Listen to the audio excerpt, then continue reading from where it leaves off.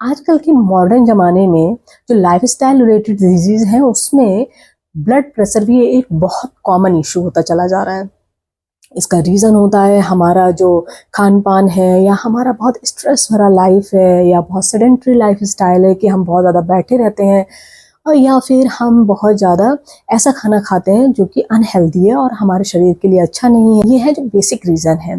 But हमारे शरीर में ऐसे क्या चेंजेस होते हैं या वात, पित्त, कफ प्रकृति के लोगों में क्या डिफरेंट रीज़न होता है जिसकी वजह से ब्लड प्रेशर बढ़ जाता है और इनका क्या सॉल्यूशन है। तो यही जानने के लिए आप पूरा वीडियो एंड तक देखिए। जब हमारा हार्ट ब्लड को पंप करता है तो ब्लड है वो वेसल्स पर प्रेशर डालता है। ये प्रेशर जब कम होता है तो हम इसे लो प्रेशर कहते हैं और जब ये प्रेशर ज़्यादा होता है तो हम इसे हाई प्रेशर कहते हैं। वेसल्स मीन्स वो धमनियाँ जिनमें कि खून बहता है, उसे हम वेसल्स कहते हैं। तो इसके कई रीजन हो सकते हैं। पहला है कार्डियक आउटपुट, यानी जब हमारा हार्ट बहुत तेजी से ब्लड को पंप करने लगता है तो प्रेशर आता है और इसका रीजन होता है एक्साइटमेंट, स्ट्रेस या ओवर एक्सर्शन, कुछ भी हो सकता है जिसकी वजह से बीपी बढ़ सकता है। दूसरा रीजन होता है पेरिफेरल रेजिस्टेंस। इसमें क्या होता है कि जो ब्लड वेसल्स हैं या तो ये टाइट हो जाएंगी और या फिर नैरो हो जाएंगी, जिसकी वजह से जो ब्लड है उसको फ्लो करने में रेजिस्टेंस होता है, यानी वो आराम से फ्लो नहीं कर पाता, जिसकी वजह से प्रेशर आने लगता है। अब इसे कहते हैं वैसो कंस्ट्रिक्शन और ये नॉर्मली बॉडी में ज़्यादा हीट होने से, इन्फ्लामेशन होने से या फिर कोल्डनेस और ड्राइनेस बढ़ जाने से होता है। इन्फ्लामेशन क्या होता है, जैसे कि प्लेग का फॉर्मेशन हो जाना, यानी कि हमारी जो ब्लड वेसल्स है उसके अंदर प्लेग जमा होने लगता है जो कि ब्लॉकेज क्रिएट करता है, तो जिसकी वजह से ब्लड फ्लो रेजिस्टेंस होने लगता है। इमेजिन करिए एक पाइप जिसमें से आराम से पानी बह रहा था, लेकिन उसी पाइप में अगर कचरा जमा हो जाए तो पानी को बहने में दिक्कत होगी। इसी तरीके से अगर ब्लड वेसल्स में प्लेग जमा होने लगता है तो ब्लड आराम से फ्लो नहीं कर पाता है। लास्ट है ब्लड विस्कोसिटी। इमेजिन करिए पानी एक पाइप से बड़े आराम से निकल जाएगा और उसी पाइप से अगर आपको शहद को पास कराना हो तो प्रेशर ज़्यादा लगाना पड़ता है।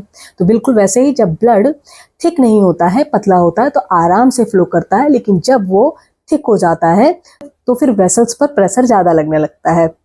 अब थिक होने के रीज़न बहुत सारे हो सकते हैं। डिहाइड्रेशन यानी पानी की कमी हो शरीर में, शुगर बहुत बढ़ रहा हो, फैट ज़्यादा बढ़ रहा हो, कफ एग्रीवेशन हो रहा है, मीन्स आपके शरीर में कफ बढ़ रहा हो तो भी ये प्रॉब्लम आती है। तीनों प्रकृति में कौन सा रीजन होता है मेन बीपी बढ़ने का? बात में कार्डियक आउटपुट भी हो सकता है और वैसो कंस्ट्रिक्शन भी हो सकता है, लेकिन उसका रीजन डिफरेंट है। कार्डियक आउटपुट होने का रीजन होता है क्योंकि एक्साइटमेंट एंड स्ट्रेस होने के चांसेस ज़्यादा होते हैं, जिसके चलते कार्डियक आउटपुट हो सकता है। दूसरा रीजन हो सकता है वैसो कंस्ट्रिक्शन, यानी कि वेसल्स का सिकुड़ना। जब ड्राइनेस बहुत ज़्यादा हो जाएगी या कोल्डनेस बहुत ज़्यादा आती है तो भी जो वेसल्स हैं वो सिकुड़ने लगती हैं, जिसकी वजह से प्रेशर आ जाता है।